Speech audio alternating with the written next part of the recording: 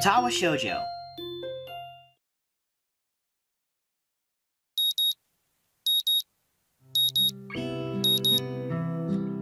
The sound of an alarm pulls me out of a fitful slumber and into the unpleasant state of wakefulness. I linger under the blanket for a few minutes, gathering the energy to rise up while making excuses as for why I already haven't. Honestly, I wouldn't mind staying here for all day. School is surprisingly exhausting after a long pause, and the culture shock still hasn't faded, I think. Still, despite getting an impression that skipping class is easy here, I don't think they're going to let me get away that easily. And that nurse is bound to keep breathing down my neck with talk of exercising as well. So eventually I do rise up, swallow the morning medications, and put on my old soccer clothing. Thanks to my condition, I was exempted from taking part in gym classes at Yamaku, so I didn't get issued a gym outfit. I'd order some to cover such a contingency, but wearing my old soccer clothes is kind of nostalgic. I can't use them for that anymore, so maybe they can get a new life this way, a bit like me. After all, if I'm gonna start taking care of myself, I can't afford to slack around. I'll start from the basics. Basics which include keeping the rest of my body in shape along with what little I can do to strengthen my heart. Maybe then I can go back to something approaching a normal life, or at least something where I'm less likely to fall over dead any minute. I'm surprised to discover that I'm not the only one present at the track. Not just that, but it's a face I've seen before. The prosthetic-legged girl who bowled me over in the hallway yesterday is running on the track lithely, like a half-mechanical gazelle. What was her name again? It was a short one, but I can't remember. She seems to be running laps at a somewhat easy lope, her prosthetic legs clacking rhythmically on the hard track surface. I wonder what reason she has for running this early in the morning. Maybe it's something akin to mine and the nurse is oppressing the poor girl to jog just like he's oppressing me. I certainly wouldn't be here if it weren't for my health and his prompting me to do so. And even with things being like they are, it's only because I wanted to get it out of the way early. The fact that I would be less likely to encounter someone who would witness my pitiful attempts to get in shape was merely a happy accident. I'd leave, but it seems that my former assailant noticed me on her last lap. She waves at me cheerfully and jogs over. Good morning. Your name is Hisao, right? She grins, seemingly pleased that she'd remembered my name. You may not remember me. Emmy, I knocked you over in the hallway yesterday? How could I forget such a blunt introduction? Emmy has the decency to look vaguely apologetic for a moment before giggling. Yeah, sorry about that, again. Well, so long as you don't make a habit out of it, I suppose it'll be fine. Great. I'm not sure she realized I was joking. So the spy consultant the nurse was talking about, is that actually you? That's right. Oh. I was expecting someone from the nursing staff, to be honest. What? Are you saying I don't look like I could be a spy? No, this is more like a relief. I was afraid that I would have someone watching my every move. Unless you are here to do exactly that. Nope, I'm here for my own reasons. The nurse just asked me if I had seen a messy-haired transfer student who looks like he's kinda lost around the track. So why are you down here? And he strikes a dramatic pose. Training. For what? Track. Ah, I see. You're on the track team, then? Emmy nods enthusiastically. Yep, I'm one of the better runners, too. And modest about it, too. Hey, you should join up. It's good exercise, you know? I think that much activity is probably out of the question for me. Nah, I'm not even sure that I really like running all that much. Plus, I'm just not into organized sports, you know? It's true, I've never even really got that much into soccer.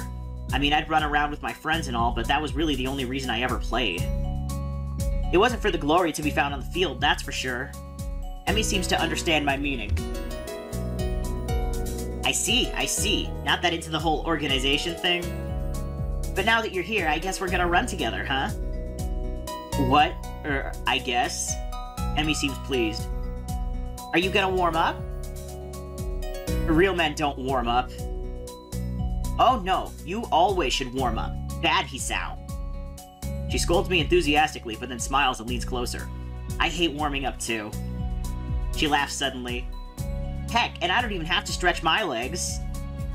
As if to confirm her statement, she bounces up and down a couple of times, giving a passing impression of standing on a pair of springs. Her leg blades seem to be quite elastic. Let's go! So we both take off around the track, and I can immediately see that she wasn't lying about being good at running. Emmy moves fluidly, throwing herself into the run with a sort of wild abandon. I find myself concentrating more on running properly. Hands spread, right? And something about hitting on the balls of your feet rather than the heels. I try to match my stride to Emmy's, but it's pretty difficult. Apparently, I'm not very good at it. Maybe Emmy could help me with that sometime. I'm really not feeling up to more than a couple of laps today, and slow to a walk pretty quickly. Emmy keeps running and doesn't seem to notice I've stopped until she passes me a second time. She quickly skids to a halt, breathing steadily in contrast to my own somewhat gasping demeanor. Finished already? I hang my head ruefully. Yeah. I'm not in very good shape right now. Emmy nods and then grins at me again. She seems to do a lot of smiling. Well, the important thing is you started, right? Next time you just have to try and hold out a little longer, and then longer, and eventually you'll be great. I'll keep that in mind. But I think right now I'm gonna go get ready for class. Shouldn't you? Emmy shrugs unconcernedly. Nah, I've got plenty of time. I notice that she's not wearing a watch. Are you sure? Another careless shrug. Not really, but I've got to finish my routine. See you later, Hisao. Yeah, see ya. I'm not sure whether this morning's experiment was a success or a failure, but I'll admit that I do feel slightly good about getting out there this morning. And just like Emmy said, I just need to keep at it in order to get better, right? Practice makes perfect, or something like that. It's nice at least to feel like I've taken some semblance of control over my own health. I'll have to try to keep this up. I head back to the dorms to wash and change into my uniform, trying to resist the urge to take a really long hot shower. I'm tired from all the running, so I just want to unwind, but I don't want to break my slowly building routine of getting to school before morning rush. After taking a long shower anyway, I dry myself off and get out of the stall to put on my clothes. Out of nowhere, a shadow appears within the mist, looming and radiating malicious intent. It bursts through the fog. Oh god, no. Oh my god. Stop. What are you doing here? What the hell? You scared me. What's your problem? I should be asking you that. I've been looking for you all over the place, man. What do you mean, all over the place? I wanted to ask if he's been looking for me like that, stark naked, but I hold my tongue back. Finally, I realize I'm still naked too and quickly hold up my shirt in front of me, but Kenji doesn't seem to notice anything. His glasses are fogged up, but then why doesn't he wipe them off? Is his vision so bad it's like he's perpetually seeing through fog? You know, your room, and yeah, that's it. Hey, I mean, I still had to get up though. Whatever, it's not important. Can I borrow some money? He puts on an innocent face and looks away, trying very hard to look very casual. It doesn't work. He's as transparent as his window pane-sized glasses. Talking neutrally like this, wearing nothing, feels awkward. Actually, somehow, it's even more awkward to be naked in front of someone when they can't see me being naked. To say nothing of the fact that he's still naked as well. I try to brush the feeling off with little success. Money, sure. Awesome. Wait, why do you need it? Can't you just give it to me because I had the goodwill not to run through your pockets while you were in the shower? I could have, but I exercised restraint. And in the end, isn't it the thought that counts? Come on, be a pal. This makes no sense. If it's the thought that counts, I should withhold payment since his thoughts were so clearly impure and his intentions are probably even more sinister since he can't tell me what they are. I say as much to him. I'm offended, man, but if that's your game, then fine. I guess I have no choice. I want to order a pizza, and I already have most of the cost of the pizza. I need your help for the rest. I get some of that pizza too, right? No. Are you serious? Yeah, I would give you some, but you have class. You don't have time to eat a pizza. What about you? I'm not going to class. I have to wait for the pizza and pay the guy, and then eat it. It's not easy. You have to obtain the pizza stealthily. If you don't, everyone will see you and the pizza, and they will ask for a slice. It's a hard world out there. Everyone wants a piece. Then you're left pizzaless in an unforgiving world. It's happened before. That's how I know. Every day I plan my vengeance, so that when the people who wronged me order a pizza, I will be there, ever vigilant. Kenji strikes a dramatic pose, completely without irony. But yeah, I only need like 400 yen. Please, you're my only hope. I can't go outside and buy my own pizza. It's too far. I try not to go out unless it's absolutely necessary. Let me tell you what happened the last time I went out without carefully planning it out in advance. I was outside. I can't remember what I was doing. Something. Standing, maybe, wondering how I got there. And then out of nowhere, it happened. Like a flash of lightning splitting the sky, like how you split a sandwich into 2 equal pieces to make it more manageable to hold and eat. A bird crapped on my head. It was the second most shocking moment of my life. What was the first? He ignores me and keeps going. I want to grab him and shake him. Is he just trying to keep momentum? I'll go with that, even if it's more likely he just didn't hear me. It was like in the openings to some kind of anime show. You know how there is always a part where the main dude is fighting his rival and then they fly at each other and clash swords, and then there's like a big dramatic colored auras and zooming? It was like that, but with poo. Okay. So yeah, I need some money. Please, don't leave me hanging, man. I only need like 1,000 yen. I thought it was 400. Okay. What? I'll pay you back, I swear. You better. That's what it means to borrow stuff. I don't know when I'll be able to pay you back. You have 1 week.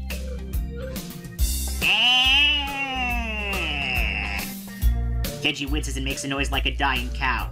A particularly disturbing fact, given that his baton is conducting freely. You're not supposed to be so tight-assed about money between brothers in arms, man. Men have it bad enough as it is. Did you know that male porn stars only make about half what female porn stars make? That doesn't mean anything unless you're a porn star. So maybe I am a porn star, on the side, struggling to make ends meet as I fight the feminist agenda, and you can't even spot me, you're crumbs, you bastard. Nobody understands. Nobody. Wouldn't feminists be against pornography in the first place? This feminist agenda stuff again? This stuff is important. I can see that you don't give a shit, but this is serious. Here, feminists are a dangerous enemy. Make no mistake. You take them lightly and you'll wake up in the morning with a knife in your back. Bam! Out of nowhere. How do you wake up in the morning if someone stabbed you in your sleep? Women are terrible at stabbing things. I thought you just said don't take them lightly. Well, I mean, don't take them lightly for the big things. Individually, they're not a threat, but if there was some kind of war, like a big war with the men on one side and the feminist forces on the other side, it would be pretty ugly. And that day will come when the feminists come out of their central top-secret worldwide feminist headquarters and say, "It's on now, motherfuckers." You're being ridiculous. There's no big worldwide feminist headquarters building. Where would they even hide that? I mean, it'd have to be massive. You couldn't hide that on Earth. Someone would notice a big fortress with women only in it. Who said it was on Earth? I turn away from Kenji and start practicing frowning faces in a mirror so that I can figure out what kind of frown will best express my emotions. He can't see me from this distance anyway. Which unfortunately means that he just keeps on ranting without any regard to sense or sensibility. Yeah, there's a war going on. A war not many know about, but it's a great one that will one day boil over and encompass all of the known world. Then we will have to pick sides. We will have to make a stand. In fact, it's happening right now. Imagine it. The bloody battlefield, a vicious conflict without end. I almost gave up when I thought this cause was silly, when I grew tired of the bleakness of our fight, when I mistook at the time the power went out for a feminist raid and thought the end was near.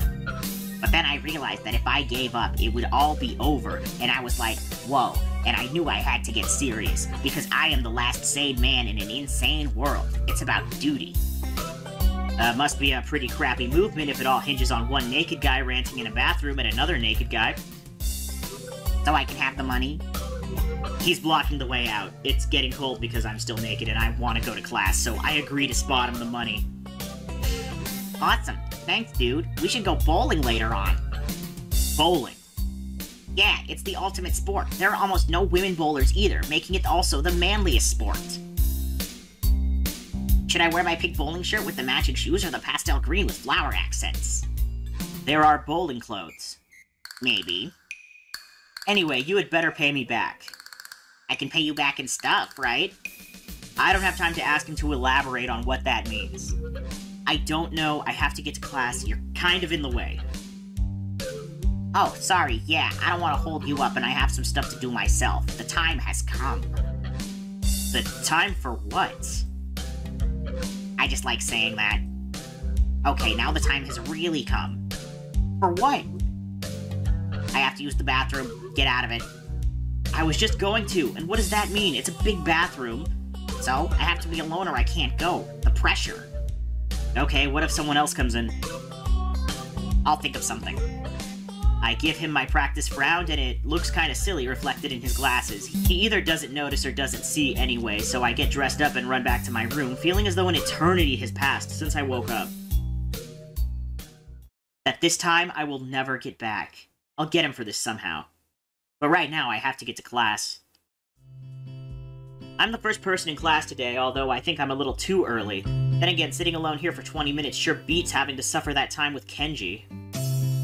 The combination of fatigue, frustration, and boredom starts making me feel very tired. I black out for a second, waking up when my head hits the surface of my desk. Rubbing my forehead, I realize this is as good as a reason as any to stay up for now and stop coming to class so early later. Eventually, I hear a tapping noise outside in the hallway, and Lily's tall figure appears in the doorway. She's not in this class, so she must have some other business. Maybe she's looking for Hanako? Lily stops at the door, looking hesitant, as if she was a vampire who can't come in unless invited. I consider doing so because she looks rather lonesome standing there. She steps in on her own accord, though, after straightening her skirt and shirt collar as if it was of importance to look prim when entering our classroom. Excuse me. She calls into the quiet classroom with a probing, delicate voice. I realize the silence might unnerve her because of her blindness, so I break it.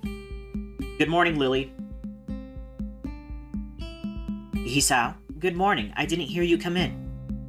I wonder if she thinks it's suspicious that I didn't say anything to her before. It's likely if I were to tell too big a lie now, it would sink me. Well, I was already here, just asleep until now. Oh, have you seen Hanako today, by any chance? No, she seems to come in only just before the bells ring, or after that. Did you want me to tell her something for you? No, it's fine. It's strange, but I think we're the only two people in the school right now. I didn't hear anyone else on my way here. I shouldn't have gotten up so early today, I guess. You're chastising yourself for doing something that other people should? Punctuality is a good thing. I think so, anyway. It's a very busy morning today. The festival is coming up soon, and today is the deadline for event registration, budget reports, and any other official paperwork. It could be that everyone is trying to complete the necessary forms at the last minute. Maybe that is why it's so quiet today. Hi! Misha pops into the room with Shizune, as if on cue, shouting with a loudness that makes Lily visibly flinch. Hi, Hee-chan! Hi. Look, it's the class representative. Hello. Lily smiles, probably amused by Misha's or Shizune's use of the word look. Good morning. Of course you're not the representative of this class, right? I'm not. Lily seems a little more guarded in her answers to Shizune than she was with me the other day. I guess they really don't get along at all. Then I realized that Lily might actually not know Shizune is present, and she's trying to detect whether or not she is, to know who she is talking to. For all she knows, she's talking to Misha, but knowing that she and Shizune are practically inseparable, she might expect Shizune being the one that actually talks. Damn, how complicated. I decide to help Lily out for my own peace of mind more than anything else. You're here early, Shizune. You were here even earlier than us. Misha puffs out her cheeks angrily. Why is she getting angry? Does she feel emotions on Shizune's behalf too? It's not that weird though that Shizune didn't like my little comment. It's true, I was here earlier than them, so me saying something like that could definitely be misinterpreted as anything. Especially to Shizune, who doesn't have the benefit of hearing tone to gauge intent.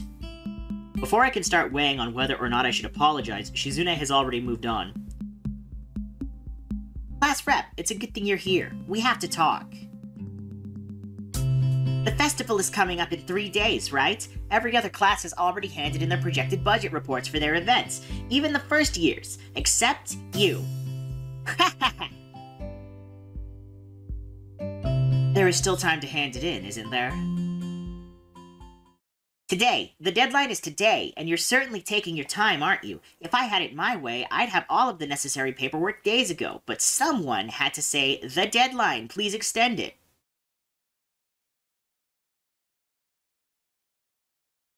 Yes, that was me. Planning something on this scale is not a small task, and a week is too small of a time frame to expect the whole class to work out such a complex issue completely.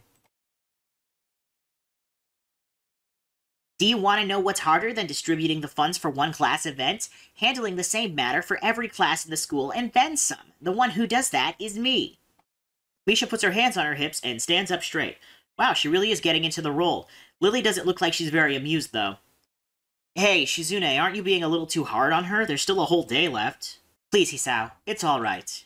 Lily seems happy that I'm taking her side, but a bit conflicted that I might not think she can take care of herself. If this is about the budget, then I'm disappointed you think I have forgotten about it. I understand how important it is. Then can I have it, please? Shizune, she might not have it on her at this exact second. It's not here right now. I asked 2 students to take care of it for me. Students from my class. She emphasizes the last sentence, much to my surprise. She knows about Shizune and Misha's efforts to rope me into the student council. I guess the word must have gotten around, so now she's using me as ammo against Shizune. This just gets a bit better and better. It was your responsibility. A budget report isn't something you should just be delegating away. As a class rep, it's your job to be on top of things. This kind of disregard for proper procedure is really just terrible. They completed it, being capable of doing so, but the students have been sick recently, so they could not come to school and give it back to me. If you want, I will apologize on their behalf for getting sick. Okay. Although Misha misses Lilly's little jab entirely, Shizune doesn't, and she seems torn between being offended by Lilly's daring and jumping for joy at the prospect of a challenge. Lilly, don't they live here at the school? That's a 5-minute walk, you know. What could they possibly have that prevents them from taking 5 minutes out of their busy lives to drop off something that will affect the enjoyment of their entire class? Lilly opens her mouth to say something, but Shizune closes the gap between them and starts sighing furiously, waving her hands around like an orchestra conductor. Misha tries her best to convey the same passion, but can't seem to lose her normal cheerful tone. The result is interesting and somewhat surreal. And what's with that attitude? I said that it's not something you should be delegating away. Are you the class representative or aren't you? Tell me the names of those 2 students. They should have your job if you can't even handle something this simple yourself. One form isn't the full extent of what I am supposed to take care of. Lilly's tone is growing slightly impatient, but she is doing a good job of not letting Shizune see how unsettled she is becoming. She's playing her cards close to her chest. Shizune, on the other hand, wraps her fingers cheerfully along the edge of her glasses, knowing Lilly can neither hear nor see how excited she is. Of course! You do so much, class rep. It must be so difficult being you. Lilly tightens her lips at Misha's words, clearly understanding the intent behind them, even though Misha delivers them without even a hint of the sarcasm with which they were meant to have. Shizune and Lilly don't like each other, that much is clear, but this seems a little much. It seems like Lilly has had enough and is ready to push back. Oh shit!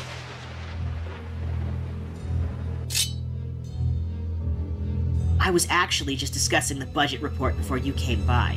You must be very talented to have finished all your student council duties so quickly that you can track me down and make sure I don't forget my own. Are you accusing me of slacking off? Seems like you're confusing me with yourself.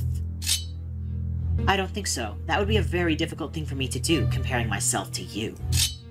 You're right. The difference between us is like heaven and hell. And it's not hard to guess which one you might represent. Ah! Gross! Panty shot!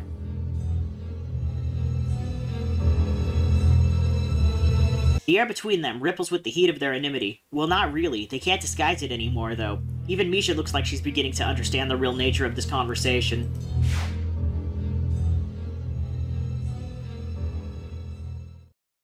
Hichan, don't you slack off either. What are you talking about? Aren't you taking part in the festival, Hichan? You are, aren't you? Then I hope you're going to do a lot more to make sure it goes smoothly than this person. I don't understand why Shizune is suddenly getting mad at me. Hey, come on, cut me and Lilly some slack. Don't drag me into this, I've done my part. Hey, come on. Hey, I'm the new guy, remember? It's not like I could have done much even if I wanted. That's right, you shouldn't expect the transfer student to jump right into it on his first week. Lilly taking my side feels oddly comforting, so I decide to back her up too. Yeah, you're being unreasonable with us both. Excuses, excuses. Miss Class Rep has had plenty of time to deal with her report. And we repeatedly offered you a position to help with the student council work, but you refused to commit yourself to making the festival a success. Yeah, but as I said back then, I'm not sure if... I don't have time for this right now. No matter what I do, it'll mean being drawn into a confrontation with Shizune, and that is what she wants. Whatever, forget it. I turn my back at them. Lilly, class is going to be starting soon, so we can talk more later. I'll tell Hanako you were looking for her. I can feel Shizune freezing. Maybe this is the first time she's ever been ignored in such a blunt manner. Thank you, Hisao. I'll leave now, then. She gives me the sweetest smile I've seen all week and turns on her heels to make her exit.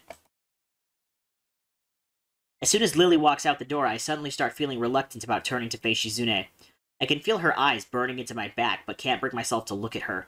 She must be furious. I keep expecting Misha to say something to alleviate the tension, but it really is wanting too much. In the end, I go back to my seat and listen to the sound of Shizune's footsteps as she marches out of the room. She doesn't return until a few minutes before class. Hanako doesn't come to the morning class at all, leaving her seat looking empty and lonely in the back of the classroom. I have to tell her that Lily was looking for her if I see her later. After the events of this morning, class is pretty boring in comparison. I turn the pages of my textbook lazily. I have a bit of catching up to do despite trying to keep up with my studies at the hospital, but I'm not feeling that enthusiastic about it. The clock at the front of the room sounds unbearably loud. The teacher hasn't said anything in over 7 minutes, instead opting to cover the board in rows and rows of equations taken directly from the book. The rhythmic clashing of the chalk on the blackboard seems to synchronize perfectly with the ticking of the clock. I start to copy down the equations just to pass the time, even though they are right there in the textbook. When the bell rings, I'm not in a hurry because I have nothing to do, so I stay for a while, reviewing what we covered in class today. I prefer to leave last anyway, so I don't have to deal with the crowding in the hallways. I notice Shizune and Misha have also stayed behind, talking to someone from another class. Shizune's signing so fast that her hands make noises like swords cutting through the air. Maybe there is pent-up anger in there. Misha is trying desperately to keep up, but it's clear she can barely manage to even understand her. I put my head down. Whatever they're discussing, it looks like serious business. Shizune signs to the point where her wrists crackle, and Misha struggles to spit it out in word form. Sometimes she trips over herself like she's dealing with tongue twisters, and then on top of that, she has to sign back anything the other girl says. Seems like a rough job. Misha looks tired, like she's about to faint. Luckily for her, their business is soon finished, and the girls sit down at their seats again. Ugh, I'm so tired. She's hanging her head limply on her desk, looking exhausted. I use the opportunity to reconcile with Shizune a bit without getting roped into the student council thing again, although I suspect that door is now closed for me.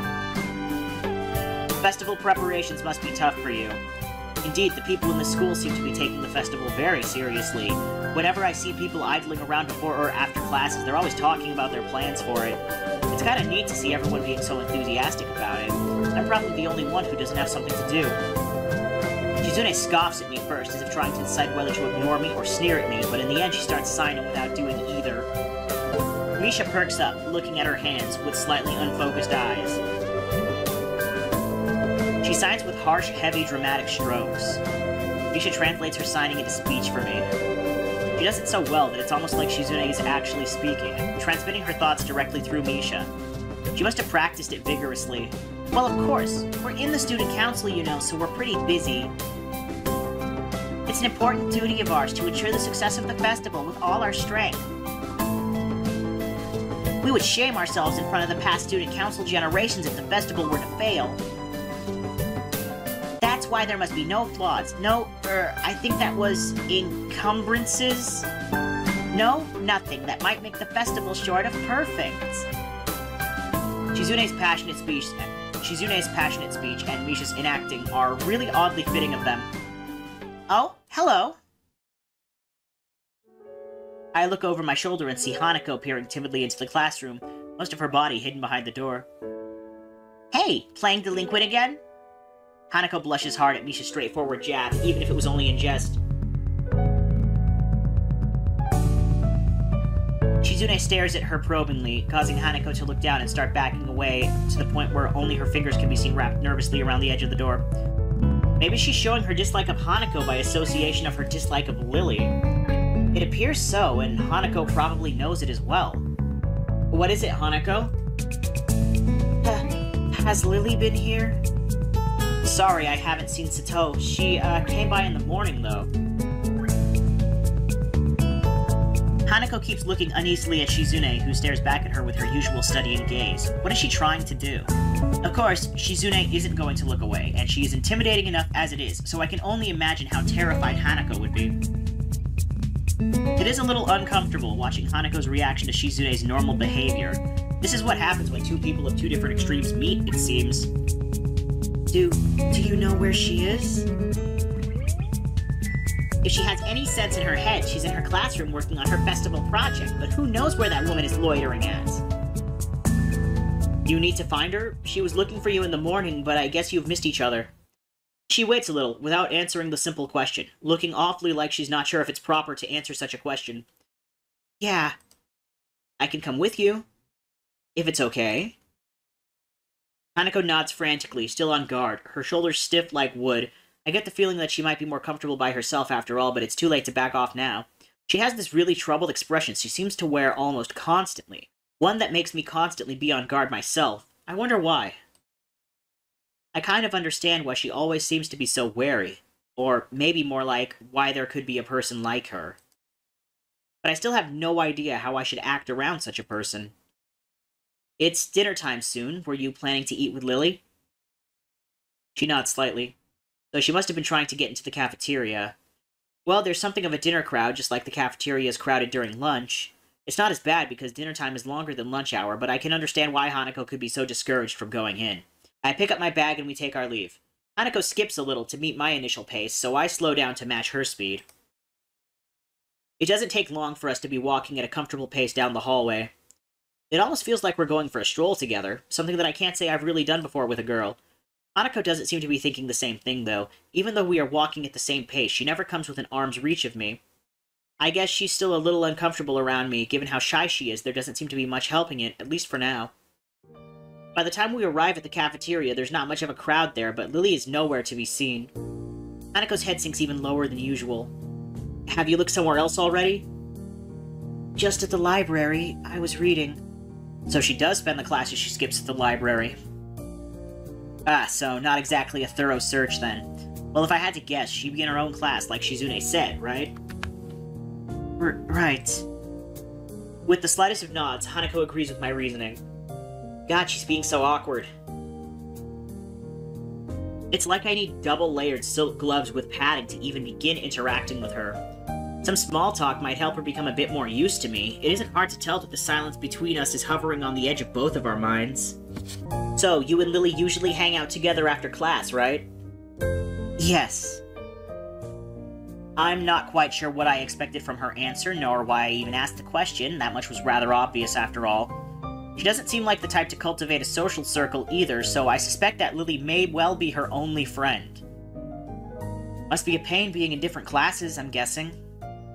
She gives a sharp, almost reflexive nod. Compared to Lilly's careful thought about her actions and speech. She gives a sharp, almost reflexive nod. Compared to Lilly's careful thought about her actions and speech, Hanako hastens to make her answers as prompt and short as possible. Lilly comes by the classroom, though, even when she's busy. She gives a small smile as she says it, evidently appreciating the fact that Lilly goes out of her way to help her. It's pretty cute, really. There isn't any need to say more, both of us content that the discussion has reached an end. As we ascend the stairs back to the lobby, we are met by a group of students heading downstairs, like a school of fish moving from one feeding area to another. They seem to be keeping mostly to themselves, but before I can notice her doing so, Hanako has moved around behind me. Hey, are you alright? Just keep going. The students pass us without as much as a second glance, and Hanako takes up position to my side again as we enter the building, her momentary reprieve from her anxiety all but snatched away. Even as we climb towards the third floor, she doesn't seem to relax. It isn't as if I've never known a shy person before, or even shy girls, but Hanako seems to be pretty far beyond what I'd call normal in her fear of other people. If it weren't for Lilly acting as a mediator, I doubt Hanako would even be able to walk beside me like this. She seems to completely shut down in the presence of others. The rest of the walk up to Lily's classroom continues in strained silence, while I rue her inability to socialize at all. After we make our way up the stairs, the noise coming from Lily's classroom is audible from halfway down the hallway. I wasn't expecting such a din at all. Well, I guess we found her. This wasn't hard. Did Hanako come here first, then come to me for backup, I wonder? Well, if that's true, then at least she's starting to trust me a little. That can only be a good thing. Eventually, the two of us reach the door to Class 3-2. With Hanako less than subtly positioning herself behind me, I open the door. Inside is a hive of activity. Seemingly every student in the class is talking at once as they work hurriedly on their separate tasks. Going by the paint cans, decorations, and banners being made, it must be for the upcoming school festival. I guess my first priority should be finding Lilly. There. Finding her among the din is surprisingly easy, not the least because of her looks. With a couple of students gathered around her as she stands at the front of the class, she seems to be in charge of the preparations, or at least busy organizing them. Carefully negotiating a path through the various students hunched over the floor for lack of desk space, I raise a hand entirely out of habit as we finally reach Lily. Hi, Lily.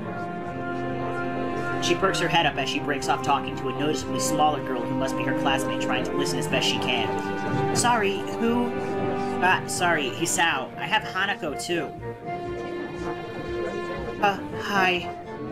She's pretty skittish, considering the number of people around it isn't too hard to work out why. Lily takes a moment's pause to assess the situation before turning to the other student once again. For the moment, just ask Moria for his advice. Kenji's busy with painting one of the banners already. A quick nod and she bounces off, fingers carefully sliding along the wall's face for orientation. Wait, Kenji? That Kenji? I quickly turn about, leaning to the side to see past Hanako. Sure enough, in a corner of the room, Kenji is hunched over a sheet of cloth as he paints it. His eyes remain only inches from the brush, reminding me of how close he had to be to make out my face when I met him. Sorry about that. Our class doesn't have many students with even partial eyesight, so they're in high demand. That's right, Class 3-2 was specifically for students with poor vision. Preparing for the festival might be pretty arduous for them. Need a hand? I could give you help if you need some. Maybe Hanako could too. A chance to set her mind on something would do her good, but I doubt she has the courage to ask outright. She quickly nods in affirmation afterwards, so I'm confident I made the right move. Lily gives a noticeable sigh of relief. That's good. This might actually get finished before everyone goes off to dinner now. Would you be able to help the person painting the main banner? It's a big task for him to do, but nobody else can help. Kenji? Sure. She seems surprised that I know him. I can't really blame her. I take it you've met. Our rooms in the dorm are right next to each other. Hard to miss each other, really. Well, it's good to see you're getting friends so fast. Friend? I wonder if that's the right word to use for him. Hanako's silence during the proceedings reminds me of the reason I put her up to helping in the first place. We'll go help him then. He knows what needs doing, right? That's right. Just ask if you have any problems. Chorusing in assent, Hanako and I begin another trek across the classroom. Kenji sits crouched on the floor, his gaze fixed on the white calico in front of him. Hey, Kenji. No answer. He continues dragging his paint-soaked brush along the large half-painted kanji that's sketched on the sheet in pencil. Kenji? Huh? What? Who is it? If this is the way he treats class members, it's no small wonder he's working on this alone. It's me, Hisao, from the... Right, I know that man. What are you doing here, though? His dismissive attitude annoys me. He must be the type to really get focused on his work, hating to be disturbed by anyone until he's done, I suppose. While we talk, the sound of Hanako's footsteps as she walks out from behind me remind me that she's here. I was just gonna help with the banner. Hanako and I, that is. Hello? Oh, hey, I guess that's okay. As soon as Hanako enters the equation, his demeanor takes a complete about-face. His sudden faux hospitality is slightly unsettling. Oh right, women. On second thought, this may not have been a great idea, after all. Hanako and I grudgingly set ourselves down on the opposite side of the cloth banner to Kenji, noting several small paint tins on the ground around it. Class 3-2, noodle stall? You guys selling noodles at the festival on Sunday? Yeah, some stalls outside or something. Or something. His non-committal nature sparks a fair amount of suspicion on my behalf. The task at hand comes first, though. So, how do you want to split this? We do borders while you do the text, or you want to switch and do the borders? Text is mine. You do borders. He has surprisingly strong feelings on the topic. As I reach over to grab a brush, I notice that Hanako's already debating between colors to use. By the time I've put a brush to cloth, she's already started on a delicate pattern. Looks like my idea of taking her mind off everyone around her worked. With a dark blue stroke, the three of us silently get to work. Not before Kenji takes advantage of Hanako's working to lean towards me and whisper conspiratorially, though. Okay, man, why are you here? Hanako just wanted some help to find Lily, that's all. He apparently disapproves of my motivations. I get it. It looks like I misjudged you. You're infiltrating them, aren't you? Going in deep undercover? I should have guessed. Letting the truth slip by him would probably be better than outright lying or annoying him in any case. Is that why you're here? Obviously. It sucks, but there's no better way to get intel than going in yourself. We gotta stick together, man. This is a harsh school, a harsh world. Yes, very harsh. He misses my true meaning as he leans back, satisfied I'm sympathetic to his cause. I better get down to work. Finished. Looks like I am too. Good job. The two of us connect up the lines of our patterns, mine being as close of a copy as I could manage of hers. With a grunt, I lever myself up from the floor and look around. Aside from Hanako and myself, there's only Kenji left, finishing off a sign as well as Lilly and a couple of students talking among themselves in the classroom. Looking at my watch, it's no surprise, it's getting pretty late. Need a hand? I offer a hand to Hanako, which she uses to get herself up. As she does, I can't help but glance at her wrist. If her scars extend even to there, just how much of her body was burned? I feel a pang of guilt about it, however, as she quickly covers her wrist with her other hand. Looks good, doesn't it? She looks surprised for a moment before noticing that I mean the banner. It does, I guess. Her smile shows that she feels a slight sense of pride in the result, just as I do. With the floor significantly neater for all decorations being placed on desks and shelves, it's much easier to get to Lilly as we cross the room. We finished the banner. I guess that's all that needs to be done. Lilly gives an appreciative nod. Thank you, Hisao. Hanako, if there's any way I can thank you? It's fine. It beats sitting in my room studying at any rate. I don't mind either. She nods before suddenly remembering one last person. Oh, is Kenji still here? Just as I open my mouth, Kenji gives the answer from the other side of the room. Yeah, just finished. He carefully slides his sign onto an empty section of the shelf to dry before quickly walking past us and out the door. See ya, man. Bye. The remaining two students say their goodbyes to Lilly before taking their cue to leave as well, leaving only the three of us. Well, I guess that's everyone. I hope we don't have to do anything like that again. Working past school time? Indeed, the class's plans this year were ambitious, maybe too ambitious. The stalls look nice, though. She's right, it shows that a lot of work's gone into them. My, I'm sure a lot of us would be glad to hear that, at least now that there's not much work to do until the festival itself. It's getting pretty late. Should we go? That's probably a good idea. Are you going back to the dorms as well, Hisao? Yeah, I guess I'll tag along. The nighttime lighting really makes the gardens look quite different compared to the usual look of lush greenery. Things are much more calm. Being that it's so late, the lack of students around probably helps. The odd one or two can be seen scurrying to and from the dorms trying to eke the most out of their approaching curfews, but no more. All that can be heard is our footsteps in addition to Lily's cane, regularly gently tapping the ground in front of her. It's nice to finally be able to relax a bit after the mad rush during school. Without even noticing it, I let out a small yawn. Tired? Yeah, still getting used to the flow of things, I guess. The, thing with Shizune took me kind of off guard, though. I grit my teeth a little at the candid mention of their rather public spat. That said, I do want to sort out what in the world was behind it. About that. I'm sorry about it being so public. Shizune and I go back some ways. Her voice seems slightly irritated as she remembers Shizune, obviously unwilling to discuss it any further. I glance to Hanako for her views on this, but her expression is, unsurprisingly, evasive and difficult to read. Either way, I guess her apologizing for it is something, even if my curiosity goes unanswered. I'll be glad once the festival is over, in any case. The change of topics welcome, clearing the thickening air quickly.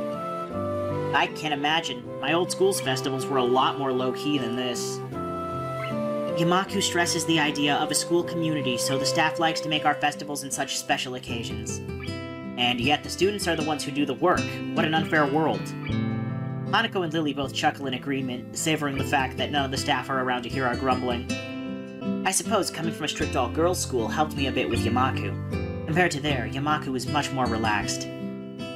That'd go a way towards explaining her well-bred speech and behavior in any case. As we come up to the dormitories, it eventually comes time to leave for our respective rooms. See you, Lilly, Hanako. The two both give polite nods before setting off to the women's dorms just next to the guys. As is to be expected of such an arrangement, there's a staff member casually patrolling around outside to prevent any nighttime shenanigans. Walking past him, I quickly stretch my arms and rub my neck, both quite sore after having worked on the floor for so long before walking to my room. It feels good to actually have direction, though. After so long in the hospital, the everyday facts of studying, homework, and teachers seem almost a blessing. I guess if things continue like this, my time at Yamaku might turn out to be okay. Adhering to the nurse's nagging voice in the back of my head, I set my alarm clock to wake me up early enough to go jogging again. I made a promise and I'm gonna keep it. Besides, Emmy is bound to rat on me if I don't show up. But it's not all that bad.